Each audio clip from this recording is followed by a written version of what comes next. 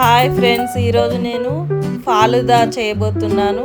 చాలా టేస్టీగా, బయట కంటే కూడా చాలా టేస్టీగా ఉంటుంది, మళ్ళీ హెల్తీగా కూడా ఉంటుంది. సూపర్ అంటే సూపర్ వచ్చింది. ఒకసారి చూడండి ఎలా చేయాలో చెప్తాను. ముందుగా కాజుని నీళ్ళల్లో వేసి నానబెట్టాలి. ఒక హాఫ్ కప్ కాజు నానబెట్టాను ఇలాగా వాటర్లో వేసి. తర్వాత కస్టర్డ్ తయారు చేసుకోవాలి. దానికోసం 1/2 లీటర్ పాలు తీసుకొని కస్టర్డ్ పౌడర్ ఏదైనా తీసుకోండి. కస్టర్డ్ పౌడరు ఒక 2 టీ స్పూన్స్ వేయాలి 1/2 లీటర్ పాలల్లో వేసి, కాచిన పాలల్లోనే వేసి ఇలా స్టవ్ పైన సిమ్లో పెట్టి కలుపుతూ ఉండాలి. ఉండలు కట్టేస్తుంది లేదంటే. తర్వాత ఈ సబ్జా గింజల్ని కూడా నీళ్ళల్లో నానబెట్టాలి. నాకు ఒక కప్పు నిండా కావాలి. ఒక 5గురికి ఫాలుదా చేయడానికి ఇన్ని పడతాయని ఇలా నేను నానబెట్టాను. తర్వాత రో అబ్జా కూడా ఒక చిన్న బాటిల్ తీసుకున్నా. తర్వాత సేమియా కూడా కావాలి. ఉడికించాలి అవి, అందులో షుగర్ కానీ ఏం వేయొద్దు. ఇప్పుడు చూడండి కస్టర్డ్ చిక్కగా అయింది. ఇప్పుడు దీన్ని పక్కన పెట్టేసి వాటర్ వేసి సేమియా కూడా ఉడికించాలి. ఇందులో షుగర్ కానీ ఏమి వేయొద్దు, ఉట్టి సేమియానే ఉడికించాలి.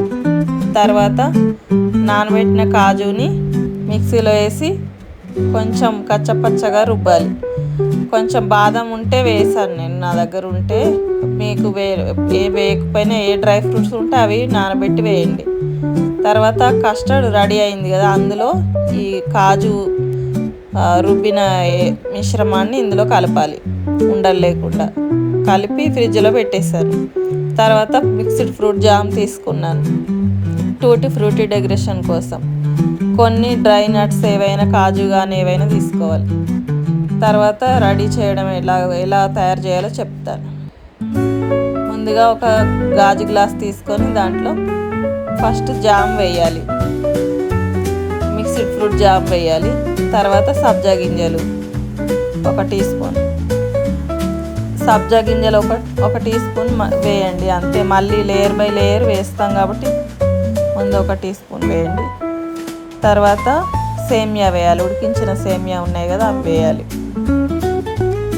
ఉడికించి చల్లారబెట్టాలి సేమియాని.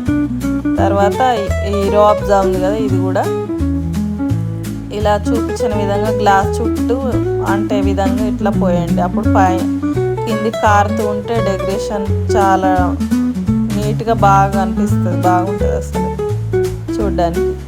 ఇలా చూపించిన విధంగా వేయండి. రో అబ్జా తర్వాత కాజు వేస్తున్నా. ఒకవేళ కాజు లేదంటే ఇష్టమైన డ్రై ఫ్రూట్స్ ఏవైనా వేసుకోండి. తర్వాత కస్టర్డ్ ఏదైతే డ్రై ఫ్రూట్స్ వేసి నానబెట్టిన కస్టర్డ్ ఉంది కదా అది వేయండి. నేను ఫ్రిడ్జ్లో పెట్టాను. కొంచెం చల్లగా అయిన తర్వాత వేసుకుంటే బాగుంటుంది. ఇప్పుడు కస్టర్డ్ 2 టీ స్పూన్లు వేసి తర్వాత మళ్ళీ సబ్జా గింజలు పైన మళ్ళీ సబ్జా కూడా వేయాలి. అలా లేయర్ బై లేయర్ వేయాలన్నట్టు. అలా 2 లేయర్లు వేస్తే చాలు, బాగుంటుంది అసలు. ఇంకా రో అబ్జా పైన వేసేసారు ఇప్పుడు ఈసారి. తర్వాత మళ్ళీ కస్టర్డ్ వేస్తా. కస్టర్డ్ అయితే ఎక్కువ వేసుకోండి, బాగుంటుంది అసలు. తర్వాత పైన ఐస్ క్రీమ్ వేయాలి, వెనీలా ఐస్ క్రీమ్. నేను వెనీలా తీసుకున్నాను. మీరు ఏదైనా బటర్ స్కాచ్ తీసుకోవచ్చు, వెనీలా రెండిట్లో ఏదైనా బాగానే ఉంటుంది.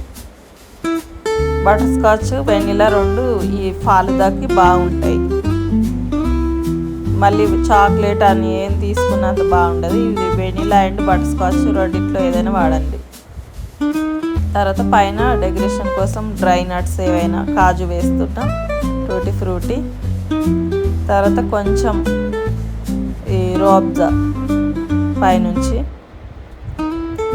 కొంచెం ఇదే జెల్లీ కాదు జామ్ ఉంది కదా, ఆ జామ్ను ఊరికే జెల్లీ లాగా వేస్తున్నా. జెల్లీ ఉంటే జెల్లీ కూడా వేసుకోవచ్చు. నేను జామే వేసాను. ఇప్పుడు మళ్ళీ కొంచెం రో అబ్జా వేసి టూటీ ఫ్రూటీతో డెకరేషన్ చేస్తే రెడీ. చాలా టేస్టీ అండ్ హెల్తీ అయిన ఫాలుదా రెడీ.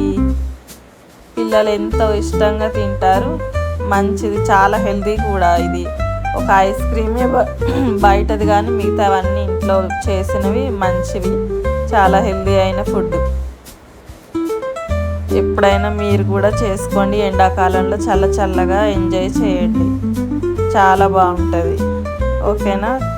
మీరు చేసి టేస్ట్ ఎలా ఉందో చూసి కామెంట్ బాక్స్లో కామెంట్ చేయండి. వీడియో నచ్చితే లైక్ చేయండి, షేర్ చేయండి. మా అబ్బాయికి ఇస్తున్నాను, వాడు తిని చెప్పమనంటే అది అట్లా చెప్తున్నాడు. వీడు బాగుందంట. నేను మళ్ళీ మా కోసం కలుపుతున్నా. మా నలుగురి కోసం మళ్ళీ కలిపాను నేను. మీరు కూడా ఇలాగే చేసుకొని ఎంజాయ్ చేయండి. ఓకేనా? సమ్మర్లో చల్ల చల్లగా తింటూ హాయిగా ఎంజాయ్ చేయండి. బాయ్.